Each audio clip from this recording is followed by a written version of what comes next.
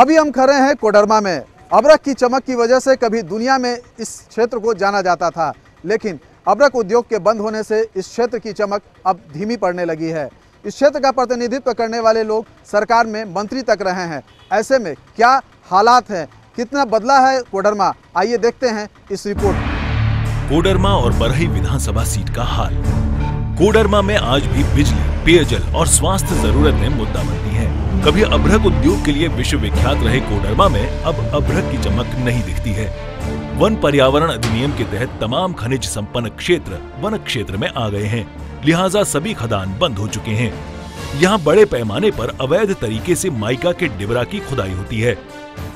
फिलहाल कोडरमा को क्रशर उद्योग के लिए जाना जाता है।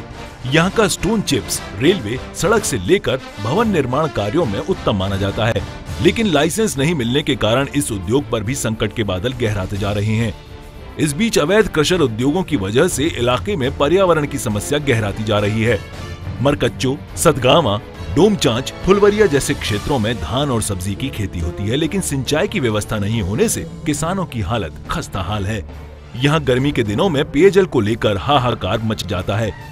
गर्मी में सतगावा की सकरी नदी के सूखने से भूमिगत जल का स्तर काफी नीचे चला जाता है। ऑल इंडिया रेडियो पर फरमाइशी गानों के लिए मशहूर झुमरी तलैया में सिर्फ एक जल मीनार के भरोसे पानी की सप्लाई हो रही है, जो नाकाफी है।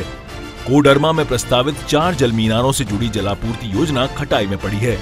हद तो ये है कि 30 साल बाद भी पंचखेरो जलाशय परियोजना से सिंचाई का काम शुरू नहीं हो सका है। पर्यटन के लिहाज से सतगावा के पेट्रो जलप्रपात को विकसित किया जा सकता था, लेकिन इस दिशा में कोई ठोस काम नहीं हुआ। अब नजर डालते हैं कोडरमा विधानसभा सीट की राजनीतिक स्थिति पर। कोडरमा सीट अनारक्षित है। कोडरमा सीट पर कुल प्रत्याशी हैं 16। राजद अन्नपूर्णा देवी, कांग्रेस जदयू का समर्थन, भाजपा डॉक्टर नीरा यादव, झामुमो रविंद्र कुमार शांडिल्य, जेवीएम भीम साहू। मतदान केंद्रों की कुल संख्या है 319। यहाँ वोटरों की कुल संख्या है 3,02,68। पुरुष वोटरों की संख्या है 1,58,347। महिला वोटरों की संख्या है 1,41,921। 18 से 19 वर्ष के नए मतदाता 16,534। बरही विधानसभा क्षेत्र में इस बार विकास सबसे बड़ा चुनावी मुद्दा है। बरही को देश के 4 महानगरों को जोड़ने के लिए माना जाता है। दरअसल बरही चौक पर NH2 और NH33 आकर मिलते हैं, लिहाजा सड़क यातायात के लिहाज से बरही बेहद अहम है। बिहार और झारखंड की सीमा पर अव्यवस्थित बरही को कृषि प्रधान क्षेत्र के रूप में माना जाता है, लेकिन उद्योग और उच्च शिक्षा की व्यवस्था नहीं होने से बड़े पैमाने पर युवाओं का पलायन होता है। अनुमंडल होने के बावजूद यहाँ की बड़ी आबादी मूलभूत सुविधाओं से वंचित है। 2 राज्यों की सीमा लगने की वजह से इस इलाके को नक्सली अपनी शरण स्थली के रूप में भी इस्तेमाल करते हैं। बरही में ITI भवन का निर्माण कार्य वर्षों से अधूरा पड़ा है। अनुमंडल अस्पताल का भवन तो बन चुका है, लेकिन आज तक इसका उद्घाटन नहीं हुआ है। बरही में 2 बड़े NH होने की वजह से सड़क दुर्घटनाओं को देखते हुए एक ट्रॉमा सेंटर बनाने की योजना स्वीकृत हुई थी, जो आज भी फाइलों में उलझी पड़ी है। अब नजर डालते हैं बरही विधानसभा सीट की राजनीतिक स्थिति पर। बरही सीट अनारक्षित है। बरही सीट पर कुल प्रत्याशी हैं 14। भाजपा उमाशंकर अकेला, कांग्रेस मनोज कुमार यादव, झामुमो साबी देवी तिलेश्वर साहू की पत्नी, जेवीएम योगेंद्र प्रताप। वोटरों की कुल संख्या है 2,62,765। पुरुष वोटरों की संख्या है 1,39,906। महिला वोटरों की संख्या है 1,23,155। 18 से 19 वर्ष के नए मतदाता 19,217। 2005 के विधानसभा चुनाव में कोडरमा सीट से राजद की अन्नपूर्णा देवी विजयी हुई थी। अन्नपूर्णा देवी ने निर्दलीय प्रत्याशी साजिद हुसैन को बड़े अंतर से हराया था। 2009 के चुनाव में भी कोडरमा की जनता ने राजद की अन्नपूर्णा देवी में विश्वास जताया। इसकी बदौलत अन्नपूर्णा देवी जेवीएम के रमेश सिंह को हराकर अपनी दावेदारी बरकरार रखने में सफल रहीं। बरही सीट के लिए 2005 में हुए चुनाव में कांग्रेस के मनोज कुमार यादव ने सपा प्रत्याशी उमाशंकर अकेला को मात दी थी, लेकिन 2009 के चुनाव में उमाशंकर अकेला भाजपा के टिकट पर मैदान में उतरे और सीटिंग विधायक रहे कांग्रेस के मनोज कुमार यादव को 8,085 वोट के अंतर से हरा दिया। तीसरे चरण में कोडरमा और बरही विधानसभा सीट के लिए 9 दिसंबर को वोट डाले जाएंगे। आपने देखा कोडरमा विधानसभा क्षेत्र से जुड़ी एक रिपोर्ट, जाना यहाँ के जमीनी हकीकत को, लेकिन यह तब तक अधूरा है जब तक यहाँ के मतदाताओं से बात ना की जाए। तो आइए चलते हैं यहाँ के मतदाताओं से बात करने, लेकिन लेते हैं उससे पहले एक छोटा सा ब्रेक।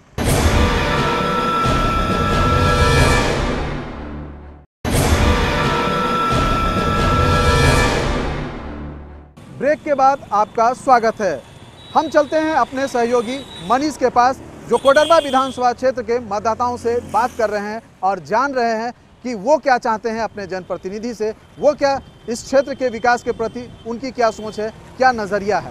मैं इस वक्त कोडरमा समाहरणालय परिसर में खड़ा हूं। कोडरमा विधानसभा क्षेत्र 19 में नामांकन का काम शुरू होते ही यहां का राजनीतिक तापमान बढ़ गया है। आइए सबसे पहले हम जानते हैं यहां के आम लोगों से कि यहां की क्या समस्याएं हैं, कौन सी ऐसी समस्याएं हैं जो आज भी विद्यमान हैं। आइए सबसे पहले बात करते हैं यहाँ पर।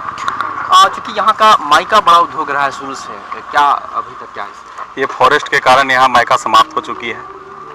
फॉरेस्ट अपना इस तरह का नियम आया है जिसके कारण जंगल में ही माइंस है और जंगल में अपना फॉरेस्ट चारों तरफ से वाइल्ड लाइफ सेंचुरी बना दिया गया है, जिसके कारण यहाँ के मजदूर पलायन कर गए हैं और उसी के फॉरेस्ट के कारण ही समस्या है। सरकार का नियम है जिसके कारण यहाँ सारा अभ्रक उद्योग बंद हो चुका है। बिजली पानी की क्या समस्या है? इस जिले में 3 बड़े डैम होने के कारण भी पानी एकदम अभी दिसंबर के महीना पटवन के महीना चल रहा है। पटवन का समाप्त होगा तो फरवरी से पानी की घोर समस्या रहती है और इस जिले से बिजली उत्पादन हो रही है। इस जिले से बाहर दिल्ली चमक रहा है लेकिन इस जिला अंधेरा में पड़ा हुआ है। हम बात करते हैं रोजगार को लेकर के। हर रोज यहाँ से कोडरमा स्टेशन से देखेंगे आप काफी युवक बाहर जाते हैं, क्या स्थिति है रोजगार को लेकर? देखिए, कई सरकारें आई लेकिन उनकी नियत साफ नहीं थी, इसलिए यहाँ बड़ी तेज़ी से पलायन हो रहा है। रोजगार के संबंध में युवक जो है मुंबई, दिल्ली और दूसरे प्रदेशों को जा रहे हैं। इसका ज्वलंत उदाहरण है कोडरमा रेलवे स्टेशन पर आज भी देखा जा सकता है। काफ़ी संख्या में युवा वर्ग अपने घर को त्याग कर, अपने परिवार को त्याग कर वो बाहर जा रहे हैं रोजगार की तलाश में। आज तक किसी भी सरकार ने इस समस्या को गंभीरता से नहीं लिया है। ये बात हुई सदर अस्पताल की। गांव देहातों में क्या लगता है कि सुविधा है? देखिए, गांव देहात में तो ऐसा सुविधा कुछ है ही नहीं और लोग काफ़ी परेशान भी रहते हैं। यहाँ पर 2 हॉस्पिटल हैं, जैसे कोडरमा सदर अस्पताल है, चाहे केंद्रीय कर्मा अस्पताल हो, डॉक्टर वहाँ पर अवेलेबल है नहीं, कोई डॉक्टर बढ़िया है नहीं। लोग और पंचायत स्तरीय पर देखिएगा कि कोई मैडम जाती है, नर्स सुइया लगाती है, कितने बजे सही इंजेक्शन नहीं लगता, बच्चे को मौत हो जाता है। पोलियो का इंजेक्शन लगाता है, कितने बच्चे की निधन भी हो चुकी है। हमारी मांग है कि हर एक पंचायत में कम से कम 2 बेड का हॉस्पिटल होना चाहिए और स्वास्थ्य के मामले में यहाँ पर कोडरमा खास करके बिल्कुल जीरो है। हम बात करते हैं गांव में जो कार्यालय है, सरकारी कार्यालय में, उसमें क्या स्थिति है? कामकाज क्या सही तरीके से चलती रहता है? कामकाज के नाम पर तो कुछ नहीं, जबरदस्त इस जिले में और हर पंचायत में भ्रष्टाचार मचा हुआ है। न गरीब को बीपीएल है, न गरीब को वृद्धा पेंशन मिल पाता है। जो भी सरकार की योजनाएं चलती है जबरदस्त उसमें भ्रष्टाचार है और भ्रष्टाचार उजागर करने के बाद भी यहाँ कार्रवाई नहीं होती है। यही आप बताइए महिला, आपकी गाँव में पानी और बच्चे का स्कूल क्या स्थिति है? बच्चे की स्कूल तो सही नहीं चल रहा है। जो मिलता है सरकारी फंड से कुछ भी नहीं हुआ बच्चे के मिलता है। और जो मतलब बिजली सही टाइम पर नहीं मिलती है और जल भी वहाँ जैसे पटवान के लिए कुछ भी मतलब कुइयाँ इंदारा के कोई व्यवस्था नहीं है। आपने कोडरमा विधानसभा क्षेत्र के मतदाताओं की बातें सुनी। आइए अब बात करते हैं बरही विधानसभा क्षेत्र के मतदाताओं से। इनकी उम्मीदें कितनी पूरी हुई हैं और क्या उम्मीदें लगा रखी हैं जनप्रतिनिधि से, कितनी उम्मीदें पूरी हुई हैं, क्या कुछ यहाँ पे जो विकास के कार्य हुए हैं कितने संतुष्ट हैं? उसमें से कम 50% तो संतुष्ट हैं हम इस विकास से लेकर के, लेकिन जो विकास होना चाहिए वो अभी तक विकास हमको दिखता नहीं है। और हमें ऐसा प्रतिनिधि चाहिए जो विकास के ओर आगे ले जाने वाले हो शख्स, हम उसके पीछे रहेंगे। लेकिन विकास होना चाहिए। यहाँ के जिस तरह का रोड का जो समस्या है, लाइन का जो समस्या है और पानी और बिजली का जो समस्या है, ये बहुत गंभीर समस्या है और इस पर कोई भी विधायक अभी तक खरा नहीं उतर पाए हैं। और इसमें खरा उतरने के लिए हमको ऐसा ही प्रतिनिधि की ज़रूरत है जो इसमें खरा उतरे, हम उसके साथ रहेंगे। क्या मूलभूत समस्याएं हैं यहाँ की, किस हद तक पूरी हो पाई हैं? यहाँ मूलभूत समस्याएं अगर आप देखेंगे तो मैंने 35 से 40% जो है ये मूलभूत समस्या को मैंने कि यहाँ के जनप्रतिनिधियों ने इसे पूरा करने का काम किया। उसके बाद लोग उस समस्या की ओर देखते तक नहीं है। कहीं कहीं आप देख लीजिए कि चौक के कुछ किनारों पर जो पेयजल की जो व्यवस्था है, जो ये पानी आती है वो उस इलाके पे एकदम नहीं है। लोग आज मतलब कि 10 साल से भूख रहे हैं इस विषय पे, लेकिन इस पर कोई पहल नहीं हो पाता है। और जो सड़क पे गंदगी है वो तो आप देख ही रहे हैं सामने में। अभी काफ़ी काम करने की ज़रूरत है। क्या उम्मीदें हैं जनप्रतिनिधि से? कैसा जनप्रतिनिधि चाहते हैं? जनप्रतिनिधि ऐसा होना चाहिए कि जो अपने क्षेत्र का समुचित विकास करे। और सबसे बड़ी समस्या यहाँ पर है कि जो भी छोटे छोटे बच्चे लोग बड़े होते हैं तो पैसा कमाने के लिए गैरेज लैंड, होटल या फिर बाहर चले जाते हैं। यहाँ पर किसी तरह की रोजगार की कोई अति नहीं, संभावना भी नजर नहीं आती है। सब अपने आप से ही मस्त रहते हैं। वो किसी क्या करना है नहीं करना है किसी को उपेक्षा नहीं रहती है। तो उसमें 3 टीचर हैं, क्या है ये किस प्रकार से शिक्षा का यहाँ पे जो पिछले 14 वर्षों में सरकार ने नियम बनाए लेकिन उसको धरातल पे लेके नहीं आए। यहाँ हॉस्पिटल बन के तैयार है। बता देता हूँ मैं क्या है। सबसे बड़ी बात है कि बरही विधानसभा क्षेत्र बनने के बाद सबसे अधिक दिनों तक कांग्रेस का प्रतिनिधि यहाँ रहा। उसके बाद हमारे 1-2 प्रतिनिधि जैसे CPI के हैं या BJP के, लेकिन कोई भी विधायक का आज तक कोई ऐसा उपलब्धि नहीं है जो बोले कि बरही क्षेत्र के लिए मैंने ये किया। बरही में असीम संभावनाएं हैं, पर्यटन का अपार संसाधन है। यहाँ पर सिंचाई के लिए कोई व्यवस्था नहीं, जो कि किसान लोग का काफ़ी कृषि भूमि एकदम बेकार जाता है। युवा लोग के लिए कोई 10% का रोजगार भी आज तक के विशेष नाली गली EPL BPL ये योजनाएं तो सरकारी है, वो विधायक रहे या ना रहे वो तो होगा ही होगा। लेकिन कोई विशेष जो कि मेरा ये इस क्षेत्र के लिए है जहाँ 10% या 20% लोगों को रोजगार मिला, यहाँ शिक्षा मिला, ऐसा कोई आज तक सोच नहीं रखता है। केवल और केवल अपना खेती करने आते हैं, सब जीत के जाते हैं, जमीन लेते हैं, होटल लेते हैं, यही उनका रोजगार है। देश नहीं चला रहे हैं, ये समाज नहीं चला रहे हैं, ये अपने घर का रोजगार चला रहे हैं। तो इस तरीके से देखते हैं कि बरही के लोगों ने बेबाकी से अपनी बात रखी, अपनी समस्याओं को सामने रखा है। तमाम जनप्रतिनिधियों के काम करने के बावजूद अगर समस्याओं की बात करेंगे तो आज बरही कई बुनियादी समस्याओं से त्रस्त है।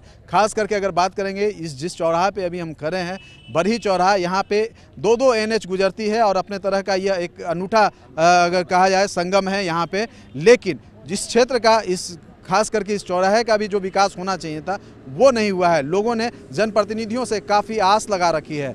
चलिए अब चलते हैं जनप्रतिनिधियों के पास और जानते हैं कि लोगों की जो आकांक्षाएं हैं, लोगों की जो उम्मीदें हैं, उसे पूरा करने के लिए उनके पास क्या ब्लूप्रिंट है। लेकिन उससे पहले एक छोटा सा ब्रेक।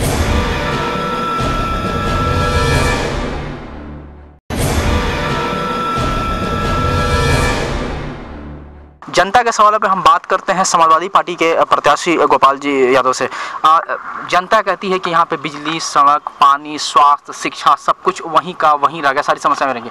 क्या लगता है, आप क्या मानते हैं, कौन दोषी है इसके लिए? देखिए, जिन्होंने यहाँ की जनता ने जनप्रतिनिधि बनाया उसको विरासत में यहाँ मिला, और विरासत में जब मिला तो यहाँ के जनता का क्या दुख दर्द है उन्होंने समझने का कोशिश नहीं किया।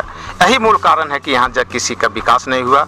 लोगों के क्या मैंने उसका मजबूरी है, क्या वो चाहते हैं, गरीब का विकास कैसे हो, इस पर शोध नहीं हो सका, उस पर काम नहीं हो सका, इसलिए सारी समस्याएं जस की तस है। तो जनता जान रही है, झारखंड जान रहा है, एक भी सीटू नहीं ला पाए। काम और विकास पुरुष अगर रहते तो कम से कम 2-4-5 सीट जरूर जीतते। तो स्थानीय विधायक मंत्री भी रही हैं जी, मंत्री रही हैं, मंत्री रही हैं। 1 साल मंत्री का सौभाग्य उनको मिला, कल्याण मंत्री भी रहीं, जल संसाधन मंत्री भी रहीं। लेकिन आप ही बता दीजिए कि 10 एकड़ जमीन पटने का कोई भी योजना शिलान्यास की हो कोडरमा विधानसभा में? कहीं तो नहीं दिखाया किसी के। अच्छा, आज जहाँ कल्याण विभाग की जो बात है, आज भी आंगनबाड़ी और सहकार सहायिका हमारी परिवार की, हमारी बहन है, हमारी बेटी हैं, आज भी 600-700 रुपया, 800 या 1000 मिल रहा है। अगर ये विधानसभा में आवाज़ उठाती तो हो सकता है 20,000-25,000 उनका वेतन हो, 15,000 हो, जो उसका अच्छा से जीवन चलता। लेकिन कभी भी उनके विषय में विधानसभा में बात नहीं उठाई। जहाँ तक JJ कॉलेज में PG की पढ़ाई है, हम लगातार PG की पढ़ाई के लिए प्रयास करते रहे, और ये बात जो यूनिवर्सिटी में हो या फिर शिक्षा विभाग में इसके संबंध में बातें भी हुई। लेकिन कुछ टीचर्स की कमी जिसके वजह से, फैकल्टी की कमी की वजह से नहीं हो पाया। और आप ये जानते ही हैं कि बहाली की प्रक्रिया थोड़ी लंबी है जिसके वजह से नहीं हो पाया। लेकिन ये प्रायोरिटी मेरी थी और आगे भी ये हम चाहेंगे कि चूँकि PG की पढ़ाई हो, यहाँ बच्चियों को दिक्कत होती है। और इसके लिए हमको लगता है कि ये इसके लिए हमने प्रयास किया है और ये होगा। जहाँ तक पानी टंकी की कुछ वजह थी, अभी जो उद्घाटन हुआ है उसमें भी हम समझते हैं अब कनेक्शन लेके लोग चालू कर सकते हैं, अधूरा नहीं है। जो दो नहीं हुआ कॉन्ट्रैक्टर के वजह से दोनों नहीं हुआ, उस दोनों में भी प्रक्रिया शुरू हो गया है, वो जो दोनों का होना है और जो निर्माण होना है उसका। देखिए, चाहत नहीं है। जो भी विधायक यहाँ पर जीते हैं, यहाँ तक कि मंत्री रहे हैं, मंत्री बनने के बावजूद सत्ता में भी रहे हैं, और एक कोडरमा जनता, कोडरमा विधानसभा के लिए इच्छा शक्ति का घोर अभाव था, जिसके चलते कोडरमा विधानसभा में विकास नहीं हो सका। ये थे इनका मानना है कि जो भी जनप्रतिनिधि इस क्षेत्र से प्रतिनिधित्व करते रहे लोगों के साथ, लेकिन उन्होंने कभी इच्छा उनमें नहीं रही कि यहाँ की समस्याओं को समझे और उसका निराकरण करे। इसके बाद हम बात करेंगे दूसरे राजनीतिक दलों से कि क्या समस्याएं रही हैं और क्यों कहाँ पीछे रह गया ये विधानसभा क्षेत्र। इन मुद्दों को लेकर के हमने विधायक से बात की। विधायक का साफ कहना है कि विकास हुआ है। जो विपक्ष आरोप लगा रहे हैं वो गलत आरोप लगा रहे हैं। आइए बात करते हैं, हमारे साथ जेबीएम के नगर प्रतिनिधि हमारे साथ इस वक्त है। उनसे पूछते हैं कि कितना विकास हुआ, कितना सच है, कितना विकास हुआ। क्या विधायक जो दावा कर रही हैं विकास हुआ है? जी ना, ऐसा तो नहीं है। हमने उनके आज तक जो 15 साल से उनका जो विधायक की है उसमें कहीं उन्होंने विकास का कोई भी कोडरमा विधानसभा में कोई ऐसा काम नहीं किया है जिससे ऐसा झलके। उनका ये दावा एकदम असत्य है, झूठा है और जनता को गुमराह करने वाला उनका ये बयान है। लेकिन सरकार राज्य में भाजपा की भी सरकार रही, कौन जिम्मेवार लगते हैं यहाँ की जो सरकार नहीं है? आज तक जो झारखंड में जो सरकारें बनी है, सिर्फ 28 महीना का जो बाबूलाल जी का सरकार जो कार्यकाल किया हुआ, उसके अलावा जितने भी सरकारें बनी है वो सिर्फ झारखंड को लूटने का काम किया हो। चाहे वो अर्जुन मुंडा की सरकार हो, हेमंत सोरेन की सरकार हो, मधु कोड़ा की सरकार हो, जिन लोगों ने सरकार चलाया सिर्फ खरीद फरोख्त का सरकार बनाया है। और झारखंड में जो गरीब जनता है उन्होंने गरीब के हित के लिए कोई काम ऐसा नहीं किया जिससे कोई मिसाल दिया जाए। और ये सत्य है कि बाबूलाल ही ऐसे हैं जो उनके आने पर ही झारखंड का विकास दशा दिशा तय होगा, नहीं तो इन लोगों ने सिर्फ झारखंड को लूटने का काम किया। रही बात विपक्ष की, हमारे साथ इस समय भाजपा के प्रतिनिधि हमारे साथ हैं। मैं उनसे जानना चाहता हूं कि जो विपक्ष कह रही है, जो जनता कर रहे हैं, कहाँ चूक हुआ? जी, भाजपा की भी सरकार इस राज्य में रही है, विपक्ष कह रहा है कि जो भी सरकारें रही वो लूट खसोट की सरकारें रही, विकास नहीं हुआ। कहाँ किससे? मेन बात हुआ कि भारतीय जनता पार्टी की जो सरकार रही, अस्थिर सरकार रही, इसके कारण सब मिला जुला के कारण आज वो अपने मन से कभी काम नहीं कर पाई, इसीलिए जनता का विकास नहीं हो पाया। और भारतीय जनता पार्टी पूर्ण बहुमत की सरकार होगी तो यहाँ जरूर से जरूर विकास होगा, ज़्यादा से ज़्यादा विकास होगा। हमने बात किया जनता से, जानना चाहा कहाँ कुछ छूट गया और कुछ भूल चूक हो गई, और जो उस पर हमने बात किया प्रतिनिधियों से, पीछे चले उन प्रतिनिधियों से भी हमने बात किया। और ये उनका दावा है कि इस बार जो कुछ भी होगा, सरकार स्थिर सरकार आएगी तो विकास होगा। लेकिन अब 9 दिसंबर को देखना है जनता जनार्दन किसे अपना सही प्रतिनिधि मानता है, जो उनके विकास, जो उनके आकांक्षाओं पे, उनके पानी बिजली समस्या, जो भी समस्याएं हैं उस पर उनकी समस्याओं को निराकरण करने में, उन्हें दूर करने में सक्षम साबित होता है। ग्राउंड जीरो के इस एपिसोड में आप कोडरमा और बरही विधानसभा क्षेत्र के ज़मीनी हकीकत से रूबरू हुए। आप यहाँ की जन समस्याओं को सुना, आपने यहाँ के जनप्रतिनिधियों को भी सुना। आइए अब चलते हैं एक नए विधानसभा में, तब तक पूरी टीम को दीजिए इजाज़त। नमस्कार।